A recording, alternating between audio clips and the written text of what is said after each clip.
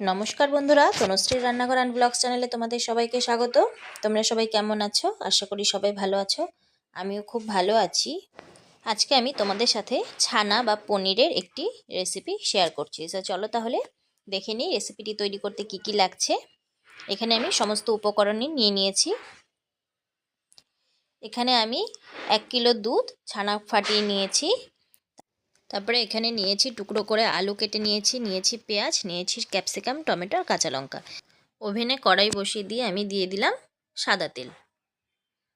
তেল গরম হয়ে গেলে দিয়ে দিলাম ফোড়নের জন্য একটা শুকনো লঙ্কা।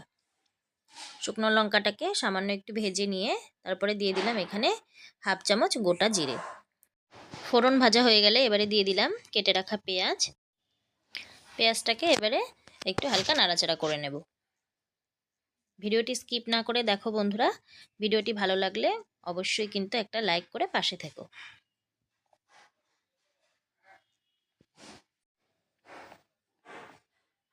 এবারে দিয়ে দিলাম এখানে অর্ধেকটা টমেটো, আর দিয়ে দিলাম সেই কেটে রাখা ক্যাপসিকাম আর দুটো কাঁচা লঙ্কা আমি কুচি করে কেটে নিয়েছি।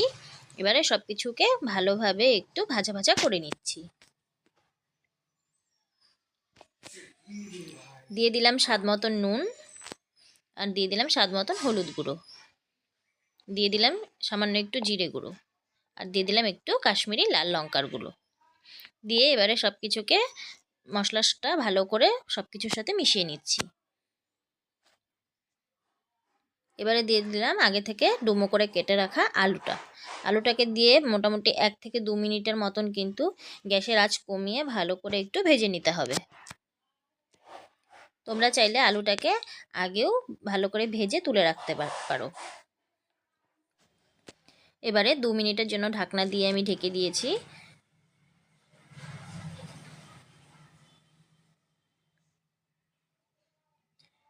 দু থেকে 3 মিনিট পরে ঢাকনাটা তুলে নিয়েছি বন্ধুরা। এতে করে কিন্তু আমার আলুটাও সেদ্ধ হয়ে যাবে আর সমস্ত সবজি ভালোভাবে একটু কষানোও হয়ে যাবে। তো দেখতেই পাচ্ছ মশলাটার গা থেকে কিন্তু তেল ছাড়তে শুরু করে দিয়েছে। এরপরে আমি এখানে দিয়ে দিলাম সামান্য একটু জল।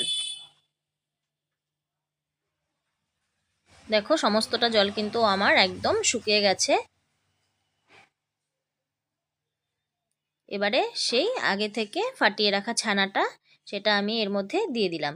তোমরা চাইলে কিন্তু পনির দিয়েও তৈরি করতে পারো। পনিরটাকে একটু হাত দিয়ে একটু স্ম্যাশ করে নিয়ে তারপরে বানাতে পারো। আর অনেকের দেখবে যে দুধ জাল করার সময় দুধটা কিন্তু ফেটে যায়, সেই ফাটা দুধ দিয়েও কিন্তু এটা করতে পারো। রুটি দিয়ে খেতে কিন্তু অপূর্ব লাগবে খেতে।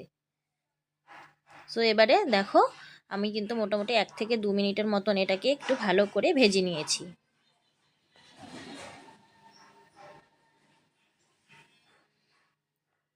দেখো ধীরে ধীরে করে কিন্তু আমার তেলও ছেড়ে দিয়েছে। এবারে গ্রেভির জন্য 1 বাটি জল আমি এর মধ্যে অ্যাড করে দিয়েছি।